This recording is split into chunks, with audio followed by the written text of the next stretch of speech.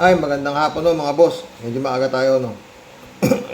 Pinapanood ko yung peaceful rally daw. Pero nandun yung grupo ni Eric Celes at ang sinisigaw na nila Marcos resign. Putangin na, meron ba peaceful rally na yan? Marcos resign. Ito pinabagsakan ng gobyerno. Pakinggan to mga friend. Samantala mga kapuso, silipin din po natin ang sitwasyon sa paligid ng Rizal Park at naroon live si Von Aquino. Von, kamusta dyan?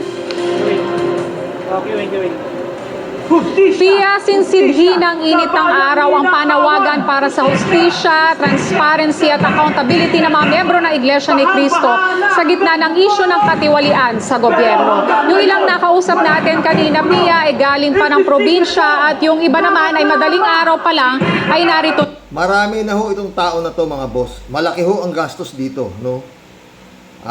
Nitong mga nag-organize nito, no? At gaya ng sinasabi natin, napakarami hong pera nitong mga taong na nasa bingit ngayon ng alanganin. Jaime Ko, Nasaldi Ko, Chavi Chingson, Villar, Escudero, at marami pang puro bilyonaryo ho yan. Oo. Rimulya, lahat ho yan halos bilyonaryo na mga tinamaan ho nitong sinasabi ni PBBM na isumbong mo sa Pangulo na pag-iimbestiga lahat-lahat, no? Alam nyo ako mga friend, paano natin, mamaya gibigyan ako ng aking hula Na may mga dala rin silang placard. Panawagan nila ikulong ang mga nagnakaw sa pondo ng bayan, magkaroon ng transparency at accountability ang gobyerno. Dahil 3 araw silang mananatili rito, kanya-kanya na ng latag at tayo ng tent ang mga naririto. Nagbaon na rin sila ng pagkain at mga damit habang hindi pa nagsisimula ang mismong programa na mahinga muna sa kanilang tent ang ilan at nagtanghalian na rin ang iba. Samantala kanina naman Pia ay inanunsyo rito sa stage na yun daw mga nagtayo ng stage doon sa Liwasang Bonifacio ay hindi raw miyembro ng Iglesia ni Cristo at mga nagpapanggap lamang. Sa ngayon naman Pia, sa Rizal Park, Luneta, maging dito sa Quirino Grandstand ay tuloy-tuloy po yung pagdating ng mga miyembro ng Iglesia ni Cristo. At yung mga bandang nasa harap ng tent, sila ay nakapayong lamang, samantalang yung mga nasa grassy area, sila yung mga nagtayo ng kanika nilang mga tent. At yan muna ang latest mula rito. Pia, balik sa'yo. O Von, kamusta? panagutin. Hindi ba pinapanagot na nga? Kinakasuhan na lahat yung mga mandarambong, di ba? Anong gusto nila yung Duterte na wala man lang pinanagot sa dami ng mga mandarambong? Si Duterte na umaamin na siya ay mamatay tao, siya ay manyak, siya ay minumura niya Diyos. Ganun ba to? Anong klaseng to, no? Mga boss. Pero to, sa totoo lang ito na si Celis natin. Si Idol Bagkasa to. Ay open for occupied EDSA na panawagan. Yan. At walang ibang eleksyon po ito. Ang lahat ng mga nag-aalangan na panawagan pa ang Marcos resign, lalampungin ng kasaysayan ng taong bayan. Pag nagtagumpay ho ito mga friend, baka si Eric Celes, baka hindi kaya gawing PMP chief. Ano ba yan? At sigurado ho, lahat itong mga gumasta ho dyan, talagang malaki yung ginasta dyan. May hindi baba ng bilyon yan. Hindi baba ng bilyon yan. Ng 1 bilyon, hindi lang. Kasi talagang todo na to sa 3 araw na to. Pero ako, hula ako, baka itong araw na to may mangyari na nang hindi maganda. Sana mali ako mga boss. Sana mali ako. No? Kasi sabi nila peaceful rally. Anong klaseng peaceful rally? Pinagsisigaw dito si Celis na waang buo resign na Tama. Kaya nandito sila kay Rani. Mamaya sa masalita, alas 4 ng hapon ng pamaritay. So, let us take advantage ng situation na makapagpahinga tayo, pagpinang lakas at ang boses ni Eric at music pen natin ay makapagpahinga din kayo. At tuloy-tuloy na po ang train Gaano katanga tao, no? Para paniwalaan ito si Eric Celis, no? Nakapagsalita, kang puta. Sinusunod Ang nila. ating kinabits sa mga nanonood, ang natikinig ngayon, dito lang tayo tumambay sa paligid ng exercise at sa loob ng malamig na bawal sa likod ng kaunit. Alam niyo, Kung bakit itong administrasyon ito si PBB, hindi man lang nga ipakulong to. No? Kung nung panahon ng tatay mo to, bongbong, ewan ko lang okay? Pero na, ang paghahukom ng marcha ng mamamayan. Sa gustong magtipon-tipon dito, using ko na daw tayo. Tapos mga video na sa dito, ipapalabas natin. Already no, may LED na ipapalabas at makikita ninyo sa Santo Domingo. Basta dito lang tayo within the vicinity of Texas Ride. Okay? Huwag lumayo. Huwag iwan ng mga streamers, bandera at placards. Ayos. Yan po ang announcement. Basta ang tanawagan sa araw na ito. puta, yung t-shirt lang na sinuot itong mga zombie na to, iisa tatak. Oo, na lahat nakaputi, na may tatak. Magkano ginastos dyan? Alam nga naman, di ba? Marcos resign! Marcos resign! Marcos resign! Marcos resign! Marcos resign! So, yun na nga ang bagong panawagan nila na Yung ba ang peaceful rally? Papagre-resign mo ba si PBBM ng puro dakdakalan-dakdak ng Marcos resign? Ha? Lulusob kay... Ibig sabihin niya, pag ganyan ng kana, talagang lulusubin na nila Malacanang dyan. Di ba? Parami pa ho ng paramihan. Ha? Pag hindi, ay nako, PBB. Pero ewan ko kung kakayanin. Sabi nga ni Pukis, paano kung 2 milyon na yan? Hindi nakakayanin yan. Talaga, walang, paulit-ulit, walang halaga ho ang buhay ng tao sa mga taong ito. Ang importante, maibalik nila yung halimaw sa Malacanang. Yung baliw. Oo. Ang problema, hindi naman papayag. Kaya lang, paano kung naipwesto? Kung nakapasok nga sa Malacanang to. Kaya kung ito pipilit ito at naging mahina ang depensa ng Armed Forces of the Philippines, na konsensya sila dahil ito talagang parang papapatay lahat. Papapatay ito. Baka may armas pa itong mga to may armas pa itong mga to. Kasi sa akin mga pre, pagkatapos ito 3 araw na tulad nangyari, tapos na sila. Baka hindi na ho ito maulit. One time, big time na to kumbaga. Sabi nga nito si Secretary Ronald Llamas, tayapato na ho to. Do or die na to. Total, marami naman tanga na handang magpakamatay dahil sa kanilang paniniwala dito sa mga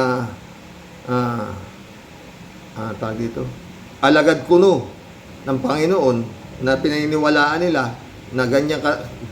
Sus Mariosep. Gamit na gamit no? Pero hindi ko mahihirapan din. Pero sa dahil, parami ho ng parami. Sabi nga nung reporter, parami ng parami. Oo. At handa na sila matulog yan. Pero palagi ko, hindi na mahihirapan to Kasi mga 2 araw, 3 araw, pakonti na ng pakonti yan. Not unless na talagang busugin nila ng busugin yan sa dami ng pera. Pakain dito pa. Saan matutulog yan? Sa dami niyang tao na yan. At ang mabintig yan, gaano kahirap na istorbo yan diyan sa Maynila. Oo. Di ba? Nagpadala na nga si Amy ng dun libreng Nutriban at saka lugaw. Meron na rong tapos may mukha niya, no? Mga boss, napakahirap po na sitwasyon na to. Pero yun nga, ewan. Ako sa akin, yun ang dyan. Hindi ho yan titigil. Talagang ito, one time, big time to. Marami hong sumuporta rito. na pera. Marami hong kwarta ang mga nagsuporta rito. Na pag napatanggal nila si Bongbong, o de, ligtas na sila. Di ba? Yun ang problema natin, mga pre. Bakit ganun, no? Kung nagpalit ng liderato, ibig sabihin niyan, ligtas na yung mga magnanakaw. Hindi nahahabulin. Magpipinas na sila dyan. Kagaya nga ito si Saldico. Di ba? Bayani pa labas nitong gago nato sa dami ng ninakaw nito Yung investigasyon malupit. Ang problema nga, hindi natin alam ang galaw ng mga nasa ano ni Marcos kabinete ni Marcos Oo.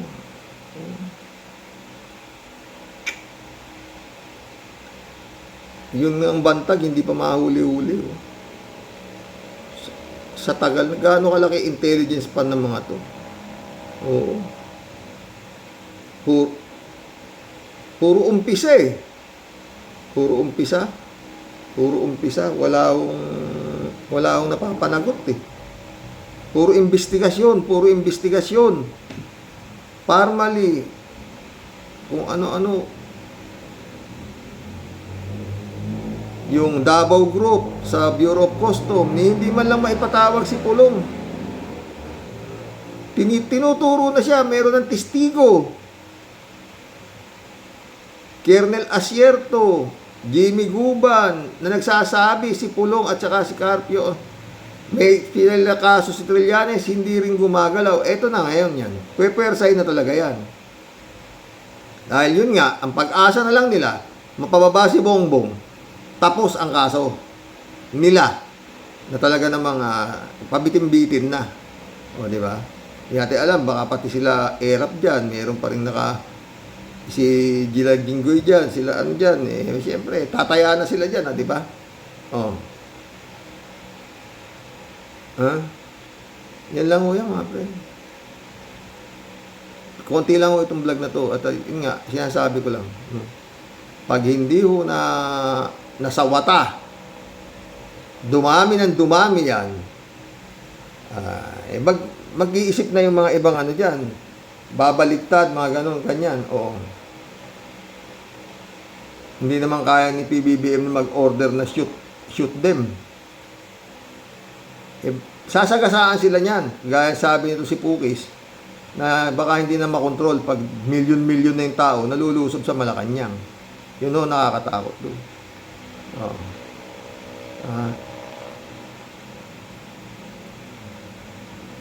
Talaga kung kaya nila yan na tambakan ng ano yan ng pera yung mga yan sa dami ng pera. Yung lang 51 billion ni Pulong, ang laki nun. Kela Bongo pa, tsaka yung mga ibang, sila Diskaya pa. Ang daming pera talaga na naibulsa nung nakaraang administrasyon, itong mga cronies nitong si Digong, di ba? Alam nga ni Digong na nagkaroon ng nakawan sa public works pero alam niya pa kung saan pa paano. Wala naman siya pinakulong, wala naman siya paimbestigahan, di ba? Nakakatakot po. Dasal na lang talaga ang paano dito.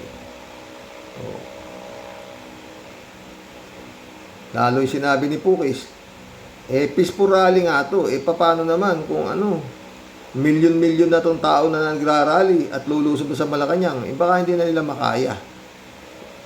Pwede yan. Hindi naman nila babarilin yan. Hindi naman nila yung babarilin. Pangit sa mata ng tao. Makakakita sa buong mundo. Sana wag mangyari. Magkulab na po tayo, mga friend. Ito, si Pulong. Kumusta naman si tatay ko? Karon? Nasa a message for the Philippine military and for the Philippine National Police. Save the Republic of the Philippines. Maawa raw kayo sa bayan natin. Yes. Yun lang po. Yes. Kumusta naman si tatay ko? Yung ano karon? Nasa message for the Philippine military. Kung, kamusta naman si tatay kong he has a message, the Philippine military, and posted the police. Ayun, sinasabi niya. Yeah? Oh. Throwback tayo. Nung sweet na sweet pa si Sara sa si BBM. Oh. Ang dapat maging presidente, mababait, masipag, higit sa lahat, hindi magnanakaw, hindi corrupt. Love you, BBM. I love you, BBM. BBM, ang dapat maging presidente, mababait, masipag, higit sa lahat, hindi magnanakaw, hindi corrupt. Love you, BBM. I love you, BBM. BBM, ang dapat Patay. Ganyan nun sila, nakakampanya lang noon. Parang love you. Kasi, sweat na sweat sila. O, tignan mo. Di ba? O, to mga friend, binibenta na yung mga sasakyan auction na. O. Baka may gusto Mula na po bumili. ng Bureau of Customs ang 3 araw na public viewing para sa 7 luxury vehicle na mag-asawang Diskaya na ipasusubasta. Ito po yung kabilang sa masasakyang kinumpiska ng pamahalaan matapos na matuklasan na walang mga import entry records at walang certificate of payments. Kabilang po sa mga ipasusubasta, ito pong Rolls-Royce Cullinan 2023 na mag-asawang Diskaya. Ito po ay may floor price na tumataginting na 45 million pesos. Ito po yung isa sa mga dahilan Lahat ni. Mahal. Yung payong na lang bilhin natin. po bakit po naging trending po itong sasakyan na ito na sinasabing binili po ng mga Diskaya dahil daw po sa payong na to. Yung payong Ito po itsura na lang niya, bilhin silipin natin, natin sa baka loob. pwede. Oo, bagong-bago po. Wala pang kagas-gas-gas-gas. Bagong-bago. Kabilang rin po sa mga ipasusubasta itong Bentley Bentayga 2022 Yan, na may kalahati, floor price kalahati. na 17 million pesos. Ipasusubasta rin po ng Bureau of Customs ito pong Toyota Sequoia 2023 na may floor price na 7.2 million pesos. Yan, mura-mura Silipin pa kalahati. natin yung iba pang mga sasakyan dito. Itong Toyota Tundra 2022 model na mayroong floor price na 4.9 million pesos. Ipasusubasta rin po ito pong Mercedes-Benz na G63 Yung kalahati, 4,000 daw. EMG 2022 model na may floor price na 14 million pesos. Kabilang rin po sa mga ipasusubasta ito pong Mercedes-Benz G500 2019 model na may floor price na 7.8 million pesos. Kabilang rin po sa mga ipasusubasta ito pong Lincoln Navigator 2021 model na may floor price na 7 million pesos. Ayon sa Bureau of Customs, tinatayang abot sa 100 million pesos yung maaaring makolekta ng pamahalaan sa oras po na maisubasta itong 7 luxury vehicle ng mga Diskaya. Ang mga malilikom naman nakikitain dito ay dadalhin sa National Treasury na siyang gagamitin naman po para pondohan ang iba't ibang mga proyekto ng ating pamahalaan. Sinabi ng Bureau of Customs na hindi naman daw dapat mangamba yung mga sasali dito sa bidding. Kasi sa oras na mapunta po sa kanila, ito pong mga ipasusubasta mga sasakyan na ito, kanila po sinisiguro na malinis na po yung mga records na to. Bukas ang public viewing para sa 7 luxury vehicle na ito na ipasusubasta hanggang bukas bago ang nakatakdang public auction sa darating na November 20. Mga kapuso, sinimula na po ng Bureau of Kalat ni. Wala raw problema sa papeles. Ay, naglilibang na lang tayo mga pre. Puta, pero grabe to. Pag milas-malas to, pag hindi naapula tong putang, apoy na ho to, malaki na ho yung apoy. Baka mahirapan na ho silang patayin. Sunog na ho yan. 3 araw na sunog yan. Kung bakit kasi binibigyan ng ng permit para sasabihin, niloloko lang nito mga hayop na itong gobyerno eh. Peaceful rally lang kami, bossing.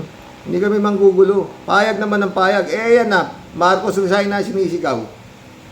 Hindi na peaceful rally yan. Dapat yan, kailangan pumasok na ang militar dyan habang hindi pa kumakapal ng tao dyan.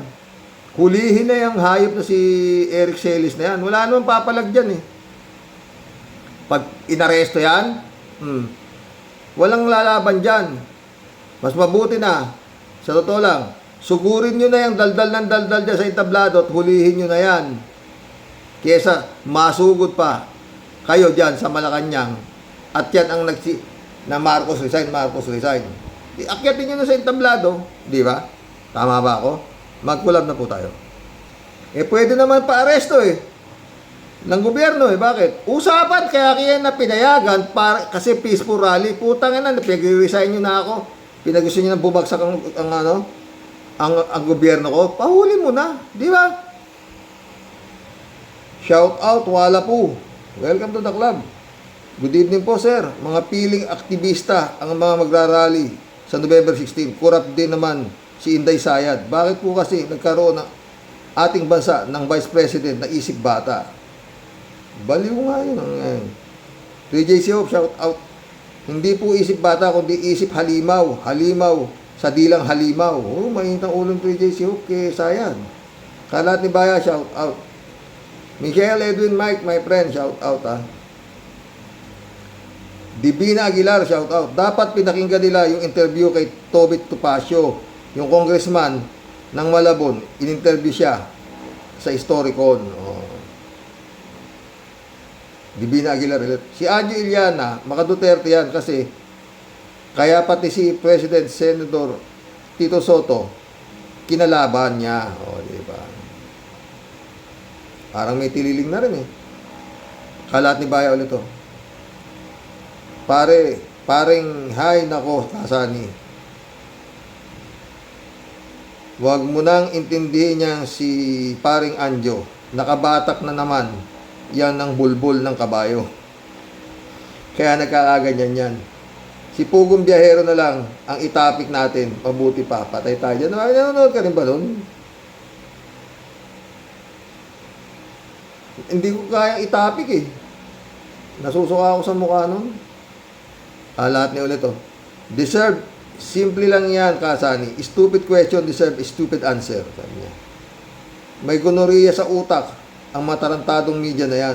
Mga retarded ang mga tanong. Totoo. Friends, Ervin Sapeda, shout out. July 7, Alcantara. Christy Ansen, shout out. Analisa Apolinar, shout out sa inyo mga friend, ha. Hoy, sabi ni Prince Ervin. Hoy, Kurimaw. At sino ka naman, Aber? Magkano bang binayad sa'yo, ha? Na inutil ka? Si Anjo. Baka ito ang gawing Secretary of Tourism. Pag malay mo, di ba? Hindi natin alam, di ba? O kaya, Secretary, sa Pagcor, baka sa Pagcor ilagay yan.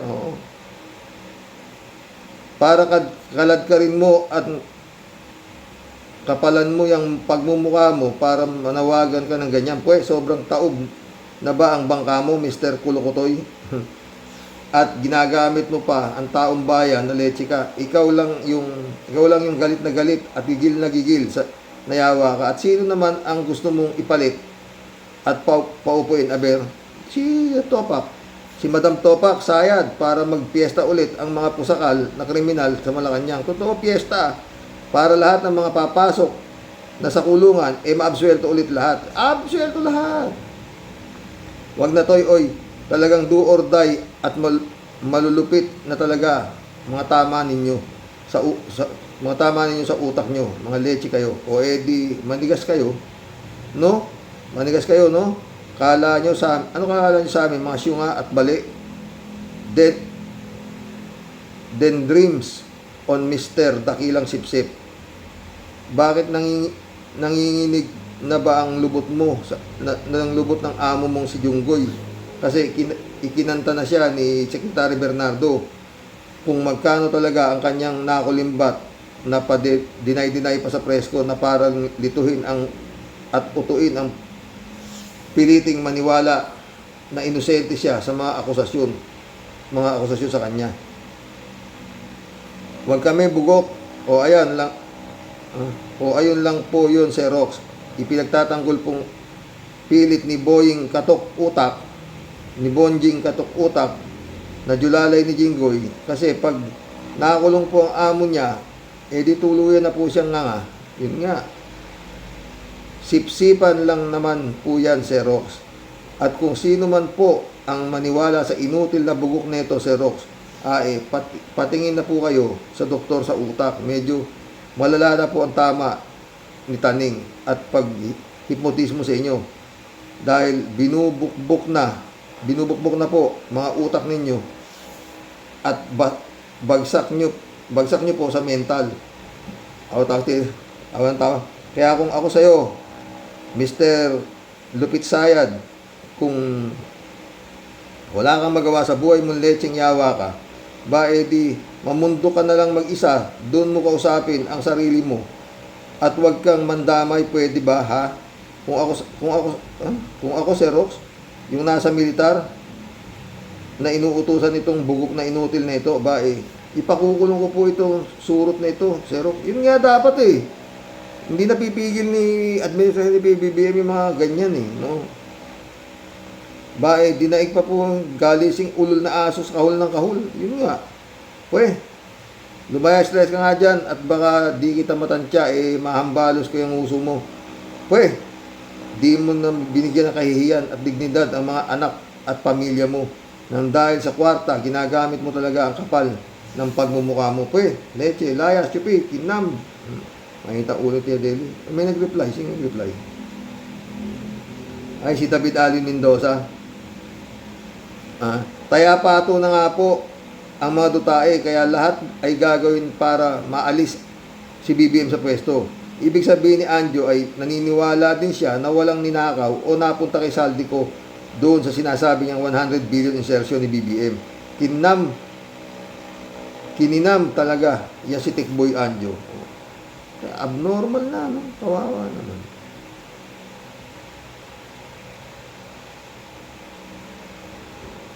Ricardo Ocampo, shout out. Di naman nakatulong ang media, lalo lang nakakasira yung mga taong walang kwentang ini-interview pa, katulad ni Sara. Alam na nga na wala sa hulog, i-interviewin pa, katulad nitong media na ito. Makulit at walang kwentang pagtatanong, itigil na yan, kaka-interview mo. Kaya nga, no? Para mga tanga, putang. Makita na si Sara, mga Crisop, shout out. Isa pang baliw, infected na tutay. Makukulong yan. Binabasa pa yata sinasabi, walang feelings magsalita. Kabisote ata. O binabasa sinasabi. Nadagdagan ang baliw na naman. Magkano binayad sa'yo? Malaki yan. Ganyan lang silang ganyan, di ba? David Ali Mendoza ulit. Good evening, Karox. Upal din pala si Anjo Iliana. Bagay nga yung papel niya noon sa palibhasa lalaki na tikboy na mongoloid. Naniniwala ka kay Saldico? Malamang may pangako siyang sinasara din potpot sa kanya. Baka gawing spokesperson ni Inday Lustay. Pwede. Diba? Shelly Jaser, shout out. Sigurado ka ba dyan, Anjo? Bakit nagkaganyan ka na? Naging anti-government ka na? Baliw na nga. Basta nakadikit ka kay Digong. Diba? Shout out, Pastor Jun Lagon, my friend. Friend Ivinson, Tulor Garcia, Eman Escalona, nak, shout out, Librado Ludovico. Blessed morning, Karox, and to all warriors watching from Edmonton, Alberta, Canada. God bless po. Stay safe and healthy. Mukhang baliw po Didishit din ang dating tarantado. Joe Quiano, shout out. Anjob, Laos, Bulol pa. Magkano ba? Malaki-laki yan. Wala hanap buhay yung gagawin. Jojo Gulay, shout out. Magugutom lang yan. Di ba? Bong Tupa, shout out. Huwag nyo nang pansinin si Anjo. Gusto lang yan magpa-epal dahil kakandidato daw siya. Kinakalat lang pangalan para sa eleksyon. Propaganda ng mga Duterte yan. O, yun nga. Diesel, shout out. Joey Mariano, shout out. Ang lakas ng tama mo, Anjo. Joey Mariano ulit. Mukhang shabu tinitira niya na. Hindi cocaine. Kaya nga, Bong Tupas, It's very, very hard to discipline Filipino people because they are so used to corruption and everyday life in the Philippines. The three branches of government are the worst of a kind. Sad but true. Totoo yan, Bong Tupas. Nag-reply si DJ Shop. True, very true. Sa totoo lang, parte rin ng korupsyon ang mga Pilipino. Yung mga tumatanggap ng pera para iboto ang mga politiko ay actually corrupt too. it is a form of corruption, kaya di talaga makagapay ang bansa hanggat ang mga botante hindi nagbabago. Kahit pa ang COMELEC pasimuno rin ng korupsyon. Pero kung ang mga botante magtitino, malalabanan natin ang COMELEC sa pag-iisip ng pagiging corrupt. Totoo. Wala Kalat ni ulit To Miss Marilo Pabian, whatever happens, never skip ads. Okay? Thanks, appreciate it, sabi niya. Criselda Guzman, shout out ha. Dapat yan idemanda ng rebellion ang sedition niyang bulol na isunod ka, Barsaga. Yun, sila miyaw-miyaw, magsasalita doon mamaya. Baka nag-uumpisa na po yun Elizabeth Iscario, good morning, Sir Rox. Baka ito si Anjo na to. Malamang baka makulong to.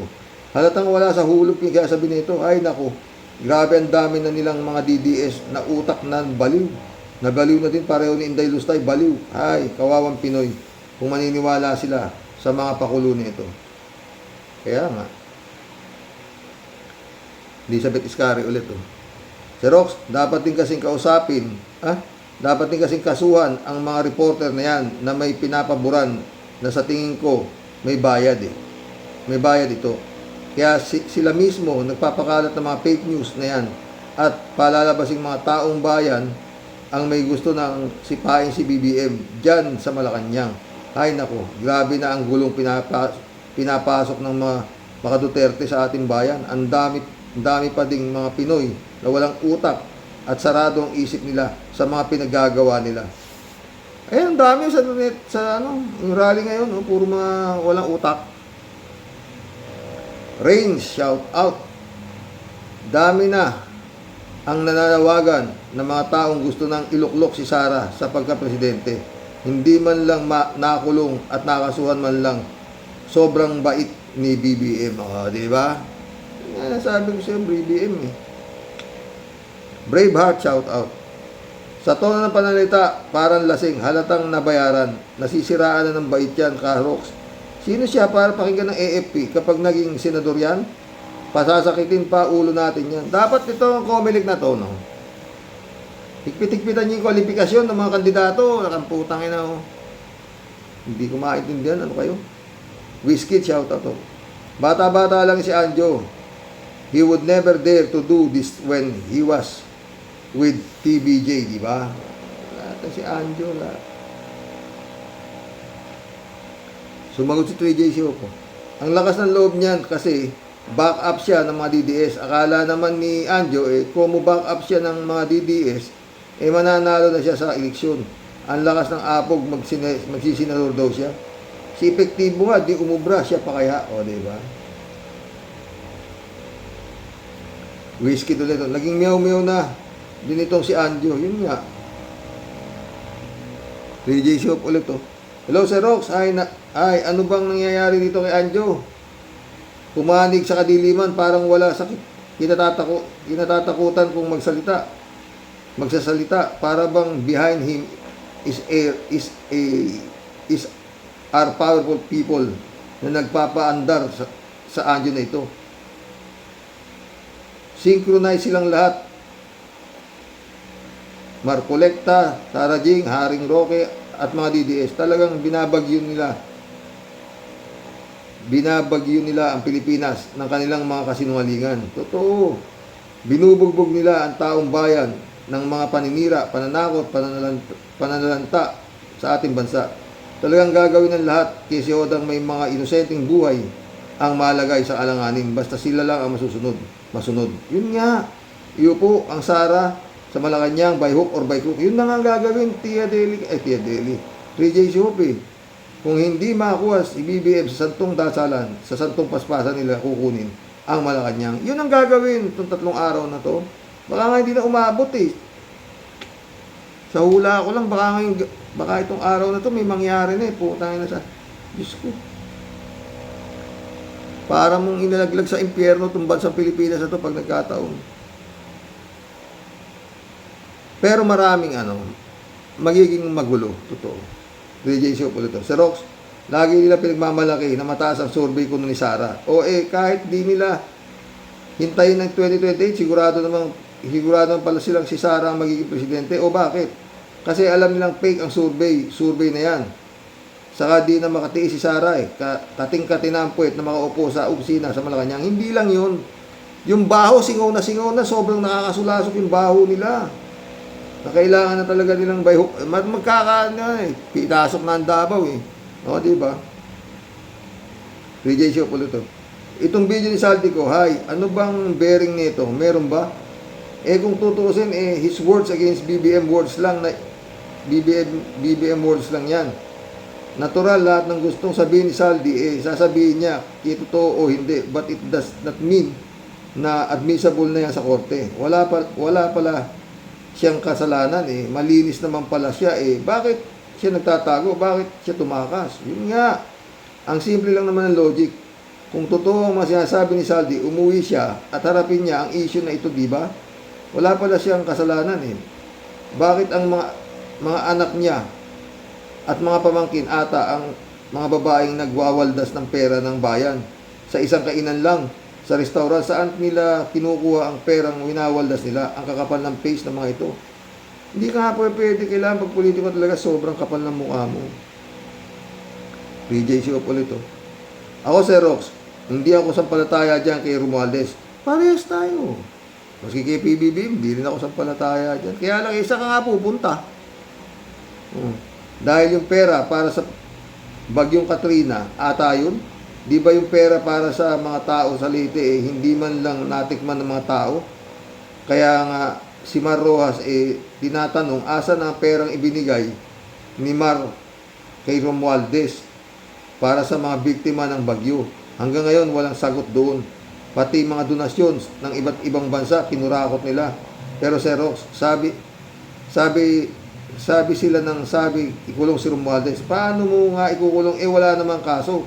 Wala namang nagsasampa ng kaso. Wala namang ebidensya laban sa kanya. Maglabas ng ebidensya mga DDS at suportado ko pa sila. Kurap din yan si Romualdez. Di ba? Yan ang uso ngayon So, kagaya to si Bato. Tingnan mo, daming kasalanan, daming pinatay. Puta na, walang nagsampa ng kaso rito. Ngayon sa ICC, nandiyan na yung warrant of arrest, tinimbrihan pa ng isang mama. Nagtago na, di ba? PJ po ito. Si Rox, todo tanggol naman talaga itong si Mar Colecta kay Saldi ko. Di ba dati galit na galit dyan si Sara Jing? Ngayon, biglang EFF na sila. Alam na di siyempre. Di ba? Nagpagamit nga si Saldi ko, si Kupal, di ba? Pero sabi nga niya, Tony Claire, nabaon ng nabaon, no? Kupisa po na ulit, Good afternoon po, kuya, at sa mga ka-warriors. Mawalang galang na din sa iyo, Anjo. Wala nang pera si Anjo, kaya binenta niya na ang kaluluwa sa presidente ng impyerno. Totoo yan, ha? 3J Show po ito. Lahat po tayo maliligtas kung tayo po ay may pananampalataya sa tunay na Diyos. Di po natin kailangan manalig sa kulto para lang maligtas sa dagat-dagatang apoy. Totoo yan. Ito pa yung mga ibang comments. Hanggang bukas, warning pa rin. Sigurado sa 3 days, pasasabugan na nila ng Granada ang rally. No choice na sila. Patay tayo, wag sana. Ramil Blasa. Jerry De La Rosa, shout out. Rogelio Damaso, shout out. Di ba pwedeng gurgurin lahat? Yan, Sir Bad. Total, mga kulto naman yan lahat. Bernadette Herrera, shout out. Good evening, sir. Share and like na ako. David Alvin Mendoza ulit.